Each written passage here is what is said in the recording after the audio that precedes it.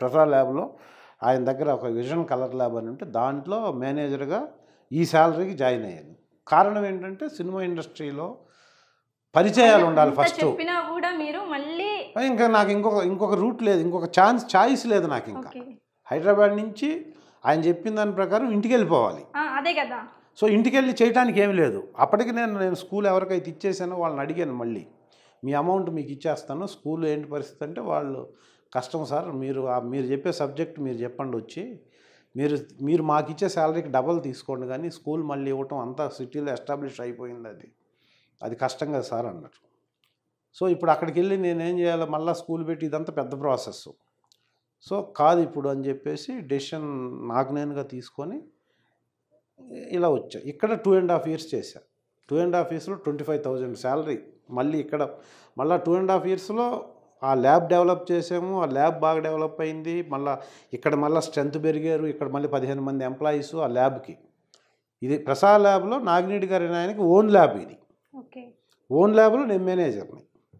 So అది 1300 నుంచి start అయిన శాలరీ 25,000 వితిన్ 24 months, 2 yearsలోనే వచ్చేసరి. నాకు ఆర్టిస్ట్ అవ్వాలన్న ఫీల్ ఇంకా పెరిగింది. ఎందుకంటే నాకు స్టిల్ ఫోటోగ్రాఫర్స్, మేనేజర్స్ అందరూ ఆ ల్యాబ్కి వస్తాం.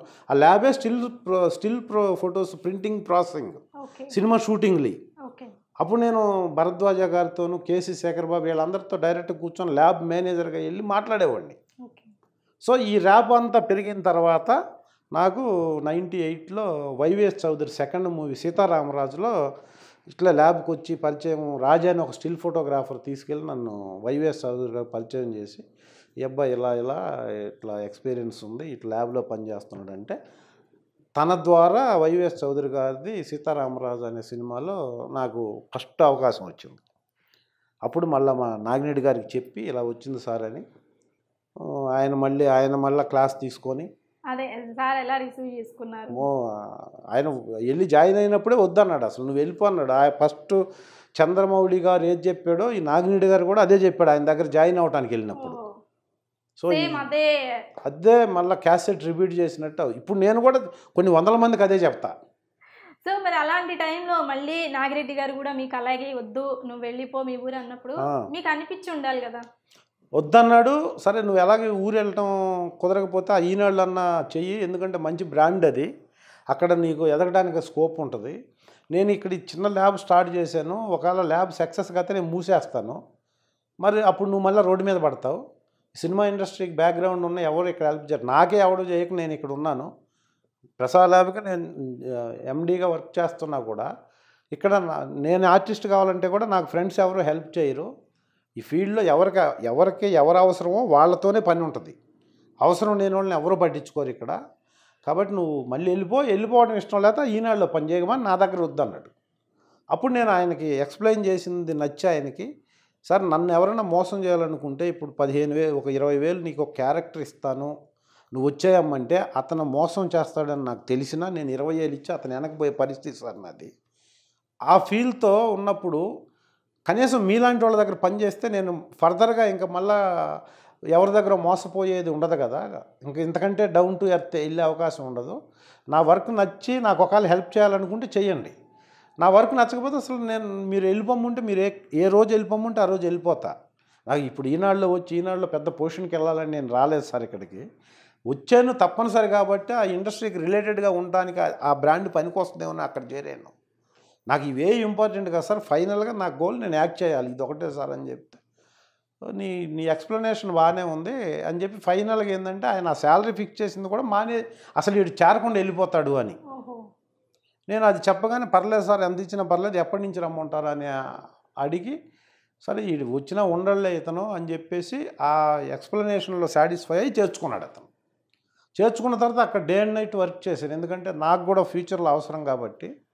వాళ్ళతో ర్యాపో పెంచుకొని వర్క్ చేయటం ప్రాసెస్ స్టార్ట్ చేసిన తర్వాత 2.5 years తర్వాత ఒక స్టిల్ ఫోటోగ్రాఫర్ ద్వారా నాకు అవకాశం వచ్చింది.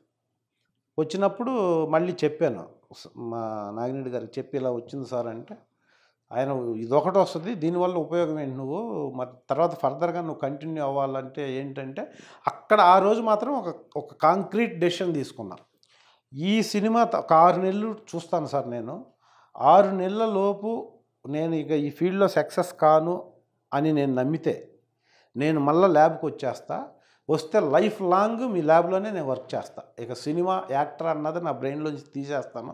ఆల్బమ్స్ 2-3 ఉండేది, ఇవన్నీ కాల్చి పడేస్తాను సార్, ఒక్క అవకాశం ఇవ్వండి నాకు అని చెప్పి చెప్పా. చెప్తే నువ్వు 6 నెలల తర్వాత మళ్ళీ ఎలాగో వస్తావు. మరి ఈ మధ్యలో ఏంటంటే, ఈ మధ్యలో మా మేడం గారు ల్యాబ్కి వస్తే ఆవిడకి ఆయన మిస్సెస్ ఇంట్లో ఉండేది, ఆమెకు వర్క్ నేర్పిస్తూ నేను షూటింగ్ చేసేవాడిని. అప్పట్లో సెల్ ఫోన్స్ అప్పుడప్పుడే వస్తున్న టైము, దాదాపు ఒక్కొక్క సెల్ ఫోన్ 40,000-50,000 ఉండేది. అప్పట్లో పేజర్స్ అని ఉండేది, మొబైల్ లింక్ అని ఒక పేజర్ ఉండేది, అది పెట్టుకొని ఉంటే మెసేజ్ వచ్చేది అనమాట. ఎవరన్నా ఫోన్ చేస్తే దాంట్లో మెసేజ్ వస్తే మళ్ళీ పబ్లిక్ బూత్కి వెళ్ళి రిటర్న్ ఫోన్ చేసేది. మెసేజ్ వస్తుంది అనమాట. అంటే ఆయన అప్పుడు నాకు బెస్ట్ ఆఫ్ లక్ అని చెప్పి, నువ్వు ఎక్కడో ఇంట్లో ఫోన్ ఉంటే సరిపోదు సినిమా వాళ్ళకి, ఈ పేజర్ తీసుకొని పేజర్ గిఫ్ట్గా ఇచ్చి 2,500 ఆ పేజర్స్ అప్పుడు, అది గిఫ్ట్ ఇచ్చి ఫస్ట్ డే 1998 సెప్టెంబర్ 13వ తేదీ ఫస్ట్ సినిమా షూటింగ్కి వెళ్ళాను. ఎందుకంటే నువ్వు 6 నెలల తర్వాత మళ్ళీ వచ్చేస్తావు, నీతో మాట్లాడినోడు ఎవ్వడు నువ్వు ఆ ల్యాబ్లో మానేసే నేనని చెప్తే నిన్ను దగ్గరకు కూడా రానివ్వరు. నీకు ఆ రెస్పెక్ట్ అంతా వెనక ల్యాబ్ ఉంది కాబట్టి, ల్యాబ్కి నువ్వు వర్క్ చేస్తున్నావు కాబట్టి ఆ రెస్పెక్టు.